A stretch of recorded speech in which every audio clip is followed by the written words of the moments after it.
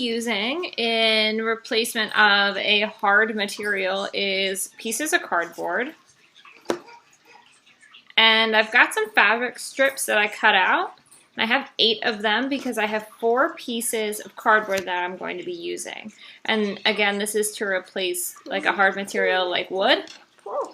So if you're trying to make a zigzag book, which goes like this, it's really difficult to work with a harder material and get these to connect. So what you can do is use fabric as a way to connect those.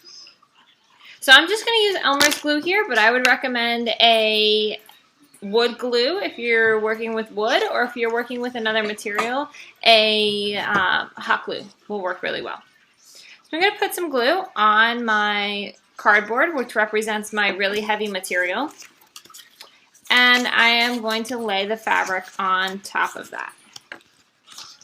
My fabric is the same height as my material, so I'm going to set this aside and do another one.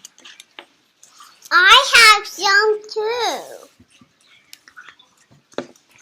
This also gives a really nice frame to the work that you're doing. If you use a zigzag edge scissor or a pinking shears, then your fabric will fray less.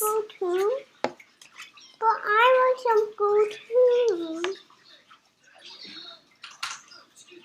I want some glue too. The less fabric that you have on your material that you're using for your book pages, I want glue like wood or cardboard, the more area you will have to show for your project. You can do this before or after you design your pages.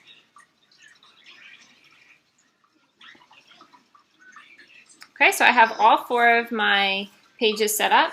Now what I'm going to do next is glue these together. But when I glue them together, I'm going to leave a little bit of a gap. So you might have to take your scissors and cut this smaller depending on how wide your fabric strips are.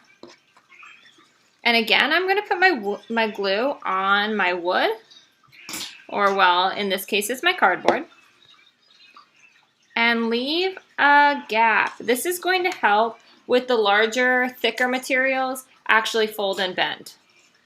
On this side then, I'm going to put a little bit of glue on the one edge and glue on the other. I have to cut my fabric strip down. Be careful, Mommy. Watch out for your fingers. Thank you, Freya. And then go ahead and glue that down. And what it does is it creates this really nice edging to my pages. It kind of binds those pages together. So now I'm just going to work on the next part and move this into this space here. Again, I have to cut my fabric down. I want some glue. Put glue right on the edge.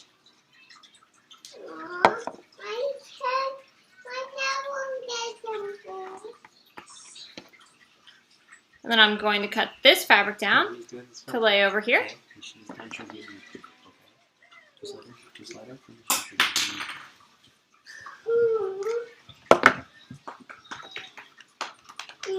Again, I'm using a glue stick, but if you're working with wood, you should be working with wood glue or tacky glue or hot glue. If you're working with cardboard, things like Elmer's glue, liquid glue, glue stick, Mod Podge will work. So now I have 3 zigzag pages attached. So I'm going to attach my last one. And again, this is something that you can do before or after you have painted or collaged or wood burned on your pages. Always remember to leave a gap, or else your pages aren't going to bend and fold. Adding my glue on this side. Putting my fabric down. And then the last thing that I'm going to do is just make my edges neat. So this piece of fabric is not needed to connect to anything unless I would have more panels or pages. So what I'm going to do is use it to wrap around the side here and create a nice edge to that piece of wood or cardboard. Here it's cardboard, but some of you might be working with wood. I'm going to do the same thing over on this side. Going to have my piece of fabric. I want to do too. Do you want to help me? Here, help me push this down. Good job. I don't want to help. I want to do it too. Well, we can do this right after I finish this tutorial. So then you'll add more glue here, glue that down, and you instantly have a zigzag book.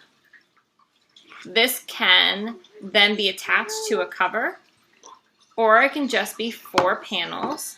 A really great way to have a vertical or a 3-dimensional sculpture of flat panels. Oh, it goes on there.